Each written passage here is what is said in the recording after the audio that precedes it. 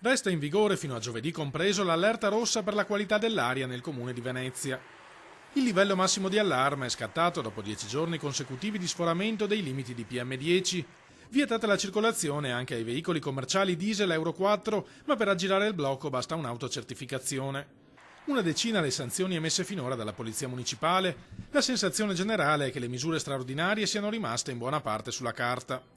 Controlli o no, sostiene il PD veneziano, questi blocchi non hanno un grande impatto su una situazione di vera emergenza come quella di Mestre, la cui area, secondo i dati ARPAV, è la peggiore di tutto il Veneto. Nel caso del Comune di Venezia non c'è stata la volontà di prendere in mano questa situazione. Non è il primo anno che succede. Nel 2017 ci sono stati 60 sforamenti, nel 2018 60 sforamenti, quindi la situazione è cronica, continua in modo costante. O si prende in mano oppure la situazione non può risolversi da sola. Serve un piano straordinario contro l'inquinamento, invocano i democratici, va ripristinata la consulta per l'ambiente, vanno messe in campo da subito alcune misure, a partire dalla pulizia delle strade. Perché abbassa la presenza di PM10 nel polvere almeno per un periodo di 2 o 3 giorni. Se questa pulizia viene fatta costantemente, l'abbastimento è costante. Va poi potenziato il trasporto pubblico, sostiene il consigliere comunale Emanuele Rosteghin, in particolare nelle fasce dalle 7 alle 9 di mattina e dalle 5 alle 7 del pomeriggio. La gente deve essere sollecitata a utilizzare il mezzo pubblico, ma è evidente che se trova i mezzi pubblici stracolmi la mattina per andare a lavorare,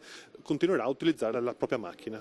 Preoccupanti i livelli di inquinamento anche nella città storica e in particolare nella zona di Rio Novo, che nel 2018 ha registrato una concentrazione media di biossido di azoto di 50 microgrammi per metro cubo, superiore del 25% al limite di legge e addirittura maggiore di quella rilevata lungo la tangenziale di Mestre. Questa amministrazione, per esempio, ha cancellato l'idea di fare l'interscambio merci al Tronchetto, che poteva essere una soluzione per ridurre proprio il moto ondoso e il traffico acqua e quindi anche l'inquinamento a Venezia.